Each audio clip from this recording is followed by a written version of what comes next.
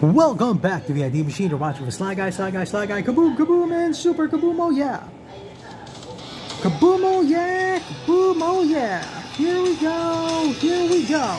It's a Moxen! It's a Proxen! It's the Moxen!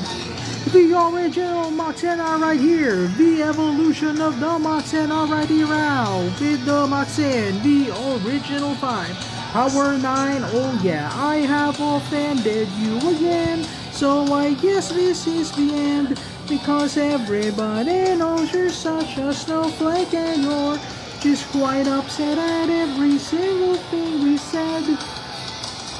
Everybody knows it's all just in your head, wasted, feeling, going, speaking. You know I have crossed the line, hi Beethoven, and that you were mine. Going, skiing, no hard feelings, since you will not be my girl, this is the end of my own. Welcome back, guys, to another episode of the Machine, Sly Guy, and right now we're going to be looking at the evolution of the Mox. Yes, as you know, the Mox was originally printed in Alpha, but these are the unlimited versions. Now, the original Moxen allowed players to play really super fast mana.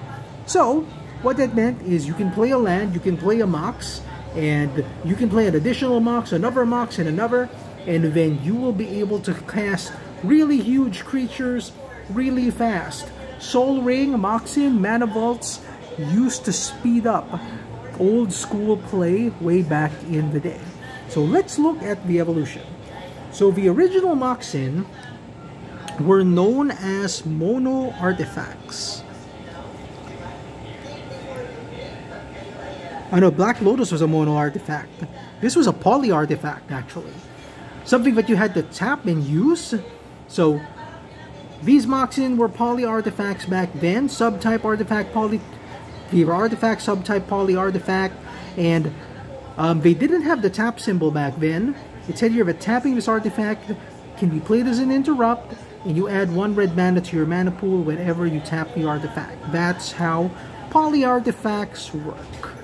Way back in the day, you had a cycle of it. You had the ruby for red, the pearl for white, you had the jet for black, you had the emerald for green, and of course the sapphire for blue, Mox Sapphire. As these very beautiful Moxen were the original ones. Now later on, Stronghold produced its own Mox. It was later followed by the Stronghold Mox known as Mox Diamond. Mox Diamond, of course, had the drawback of you having to discard a land in order to play Mox Diamond or sacrifice it. Now, you can then add 1 mana of any color to your mana pool whenever you tap it. It already had the tap symbol. It had the pre-modern card frame compared to the old school card frame that you see here. So much bolder, browner corners right there, and the black border right there, as well as the art.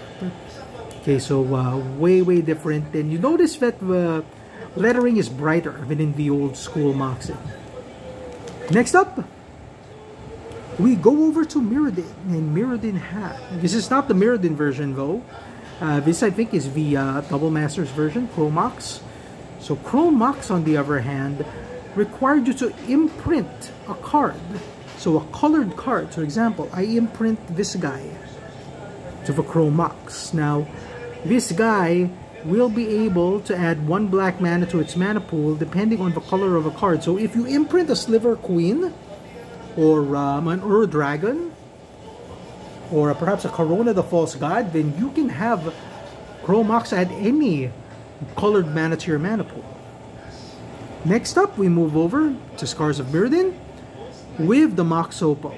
Mox Opal allows you to add 1 mana of any color to your mana pool only if you have 3 other artifacts in play.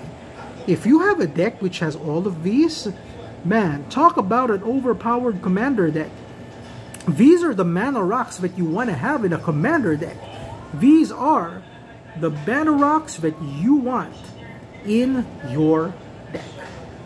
Once again, this is the ID Machine with the Sly Guy. We're signing off right